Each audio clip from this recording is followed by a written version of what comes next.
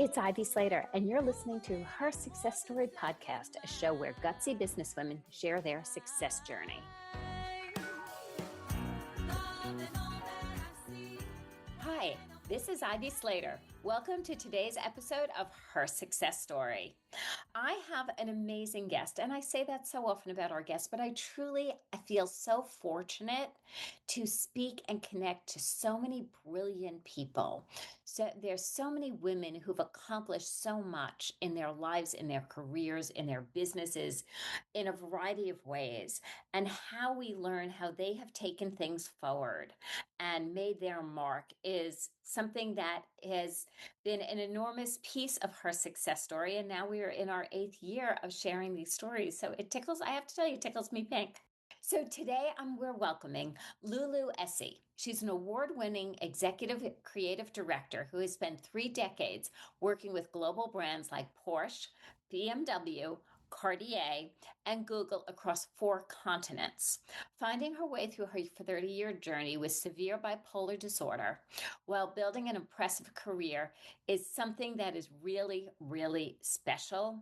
And so many people have struggled navigating this. So Lulu just touches my heart in how she has. She very much about authentic love as the foundation. Lulu, your book is The Missing Infrastructure Most Driven Women Never Build. Today, Lulu is working with people on their success. She's a speaker, a certified life coach, the host of the Lulu Essey podcast, and she most importantly helps ambitious professionals create success that actually feels good. And Lulu, Lord knows I could have used you 20 years ago in my life. So welcome to today's episode of Her Success Story. Thank you so much, Ivy. Thank you. Let's look at your career and your journey a little bit.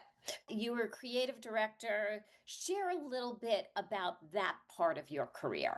Sure, absolutely. So, Ivy, I was born and raised in South Africa, and I started my career there. I actually started in theatre and then moved on to television, and then went to experiential marketing. And that's where I became an executive creative director from South Africa. I did a bit of work in Europe. I did a bit of work in the States, but I landed myself in Asia. I was based in Hong Kong and then worked across Greater China, Southeast Asia, and I was there for almost 20 years before I came to the US and came to New York at right smack bang in the middle of the pandemic.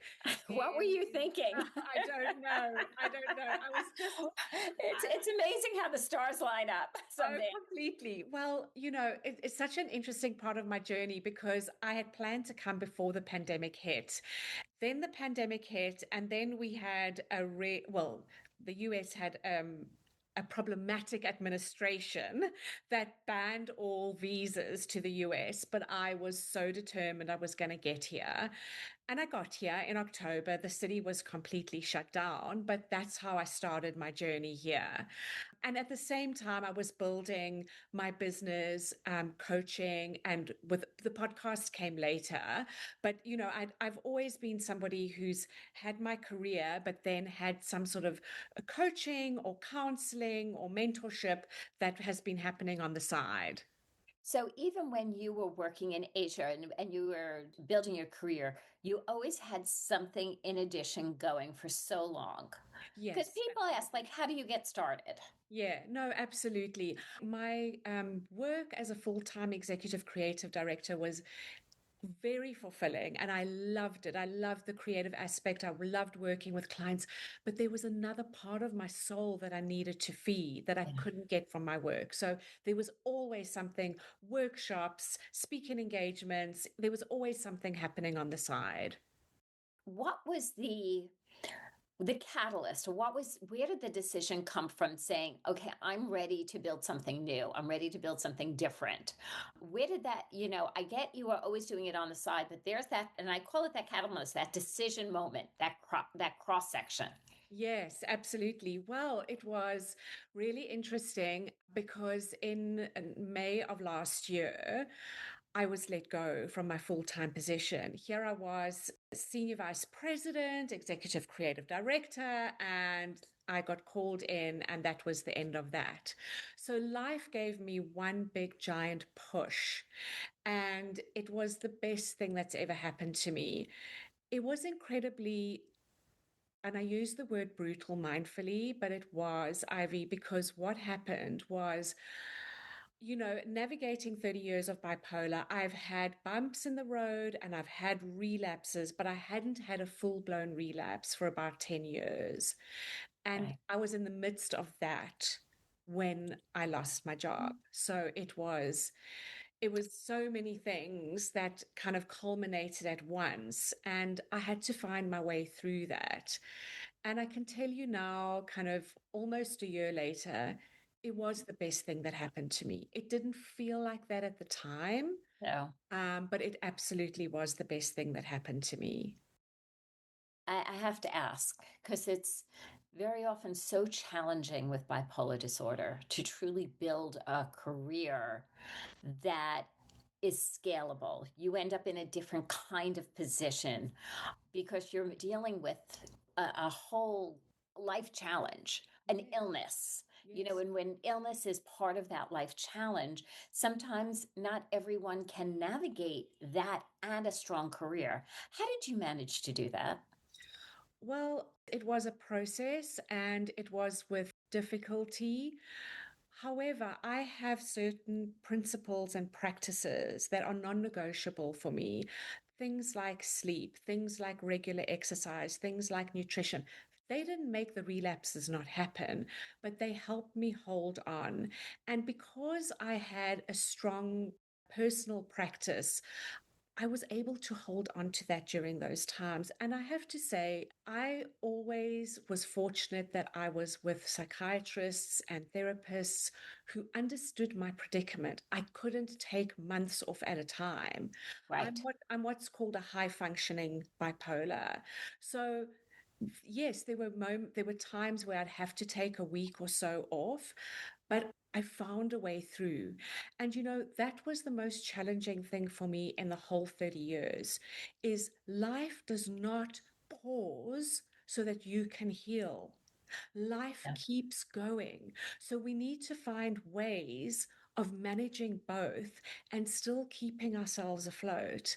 And it's not for the faint of heart. Honestly, it's not.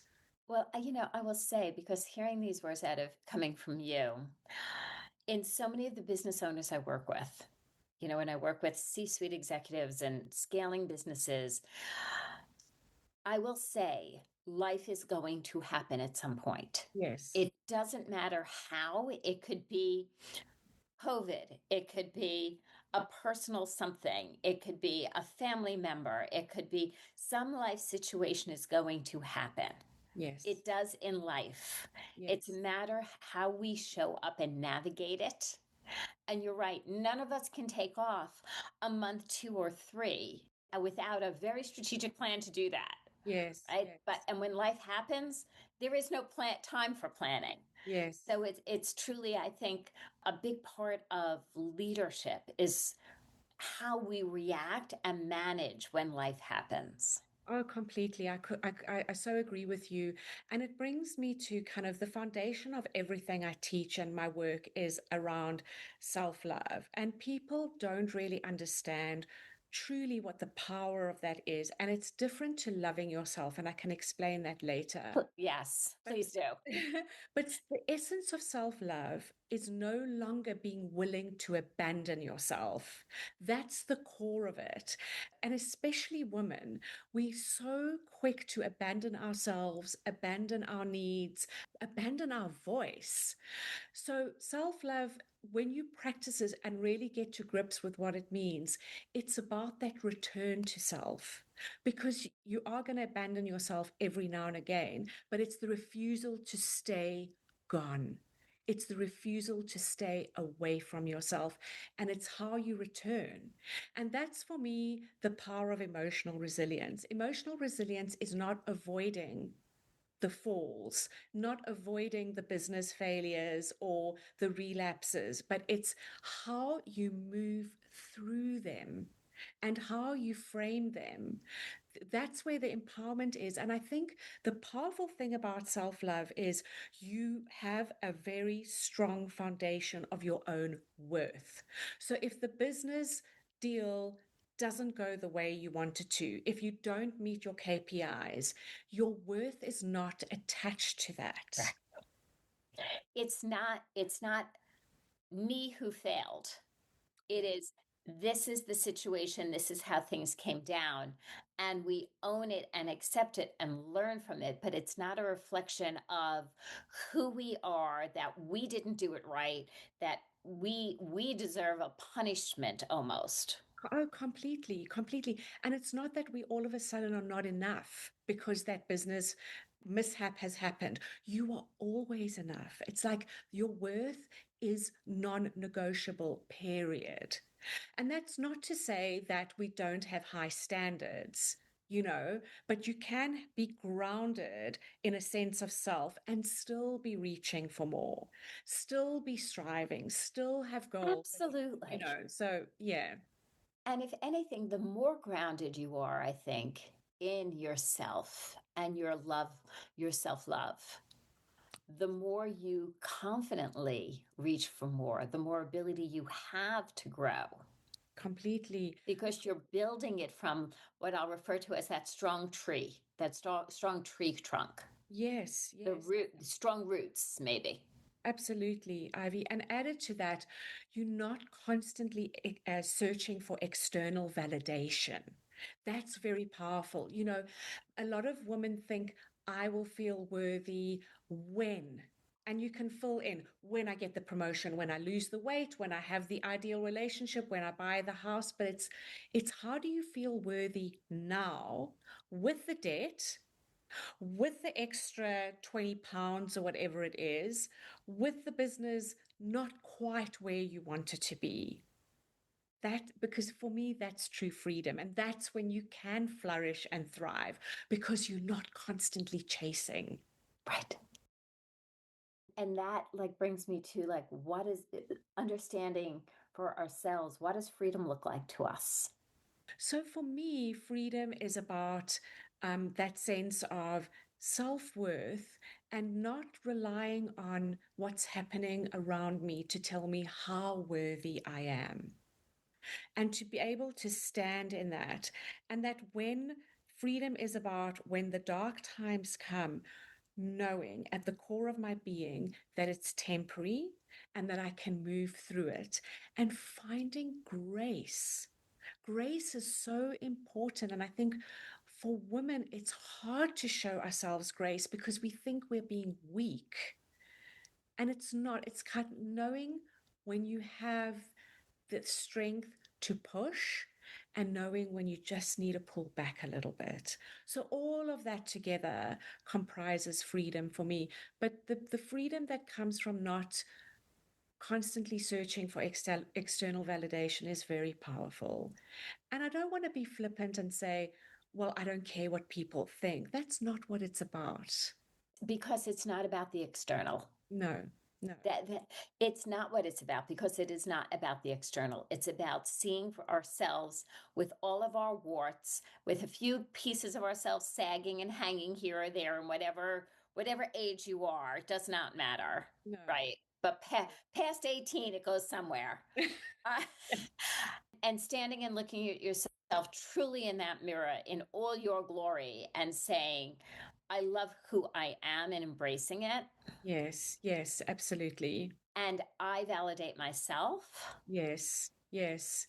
And Ivy, if you allow me, I'll just want to pick up on something you said, because I think a lot of people confuse self acceptance with self love, and we can accept things that we don't love. Then that's very important to know. So self-love is just is a deeper layer. It starts with acceptance. It starts with knowing yourself, accepting yourself, and then the deepest part of that is feeling a love towards yourself. Yeah. It is a journey. Completely. And I'm so glad you said that because I don't want anyone listening to this to think that I've got a graduation badge. It's a daily Goodness, no, practice. this is a journey. Completely, completely. And You it's know, willing to practice it every day and dropping the need to be perfect at it. 1,000%. And I'll always say perfection is so overrated. Yeah, So overrated. completely. Letting that go. That's what I'm saying. Seeing yourself with all the warts Hmm. and still loving yourself and still, and as you put it as love, I will very often, I just sent somebody a text the other day and I developed this expression that goes, I'm so proud for you. I'm Yes, not proud of you because for you to be proud of yourself, I yes, can't give you proud, yes, but I'm so proud for you. yes, yes. That's beautiful. That's beautiful. And I'm sure the person on the receiving end of that really felt that. Yeah. So let me ask you this, Lulu. You've had such a career journey, Yeah. traveling continents, transitioning into various businesses, creating your own, working at some of the biggest well-renowned companies globally. Yes. What has surprised you in this journey? Yes. So I think what has surprised me, and I want to bring it back to the self-love, is what is possible when we build from that foundation. And I'll use my illness as a point to illustrate this. So for many, many years, I kept it a secret. I kept it hidden because I felt like I was excelling in my career. And if people found out, their trust of me would disappear. And also, I mean, we're talking about 10, 20 years ago. The mindset was very different then. The awareness wasn't there. 100%. But I was so afraid, Ivy, that if people knew who I really was, that my career would be over, or at best it would be jeopardized. So it was constantly living in the shadows. And then when I started uncovering this practice of self love and what it really meant, I was no longer prepared to abandon myself by hiding, because that's what I Yeah. was doing. I was hiding. And the self love gave me the courage to be vulnerable and gave me the courage to share this in my professional life. And I have to tell you, and I want a lot of women to hear this, the response I got really surprised me. People didn't trust me less. If anything, they probably trusted me more. And it really showed me that the things that we keep secret, our personal struggles, the things that we think are messy about ourselves, can be such sources of strength for us. And I think as women, we do feel more of a sense of needing to be perfect on the outside and not have Yeah. any things that we're dealing with, or you know because it's seen as less than or weak. And kind of, so when I came to terms with all of that, that's what surprises me, and it surprises me to this day. Like, if I hold on to that sense of self and I just have the courage to step into environments that I'm afraid of or are new to me, it's okay. Whatever happens, I can handle it. Yeah. I feel you and I agree Yeah. because everybody is dealt something at Yes. some point in our lives. Some are bigger, some are smaller. And as I said before, true leadership is how we manage and react to what the hands we're dealt with Yes. Completely. and rise to the occasions of leading. Completely. And I think for many people, not everyone, but for many people, they think of self-love being something that you develop and nurture in your personal life, and it has no real resonance in the business world, in your journey as an entrepreneur or as a leader. And I think it's got everything to do with Everything, it. everything. Because how you treat yourself is how you're going to lead, and it's going to be the blueprint for how you treat those people around you. So if you're constantly criticizing yourself, you're going to create a work culture that's full of fear, that's full of insecurity, and that people will likely burn out Yeah. because that's what you're And modeling. I was going to say, I would use a stronger word than likely. At some point, we burned. Yes. Yes. At some point, we hit that, we burn out, we hit that brick wall, as I sometimes refer to it. It's like, okay, it sounds like you're coming pretty close to hitting that wall right now. Yes. Yes. Lulu, if you can give one tip or one piece of advice to our listeners today in cultivating the self love and embracing it in your career, your life, your businesses, what would that be? Okay, I love this question, Ivy. Thank you for this question. My piece of advice would be stop building on quicksand and treat yourself like you matter now. So when I say stop building on quicksand, the quicksand that I was building on was the external achievement. So I'd go from one business deal to the next or one award to the next. And I just had this emptiness, something that I just couldn't fill. So that was the quicksand. But when I started building on a foundation of self love, it gave me solid ground. And then I was able to treat myself like I matter right now. Even with all the things that I still want to achieve, even with all of that, I matter now. So that would be my advice. Don't wait. Don't wait until you've signed the deal or got the contract or whatever it is in your life that you are hoping for. Acknowledge and really feel. It's not an intellectual thing, it's not a Yeah, cognitive thing, it's a feeling. It's something that you feel in your body. Feel that you are worthy and that you matter. I love that. Well, thank you for sharing that. We have parallel expressions. So when you're talking, like, it's like, oh, I use this expression that says, please don't wait to live. Yes, absolutely. Absolutely. In a very practical sense. It's, Yeah. don't wait to live. Yeah, completely. Completely. Um, Listeners, what I'm going to encourage you to do now is to take a deep breath in. From joining Lulu and I today, what is your one takeaway? What is the one thing that resonated for you? Jot that down somewhere. Again, I don't care if it's a piece of paper. I don't care if it's in your phone. Wherever your go-to is your go-to, and that's great. But then you have an opportunity. From that takeaway, make a decision and create one action you're going to do from there. That's the piece that takes you forward. I love that we have so many people who come in every week to our success story and listen to our episodes. But think about it as an added bonus is if every week you identify one action you're taking, you're moving your career, your business, and your life forward on a consistent basis. So join us in this journey. Please share this episode with others who will learn or benefit from Lulu's brilliance, her story, and her background and what she's navigated. Believe me, I know a few I'll be sharing it with. And Lulu, thank you for joining me here today. I really appreciate your openness, your honesty, and your wisdom. Thank you so much, Ivy. It's been a real privilege. And I just want to acknowledge you for a second, if that's okay.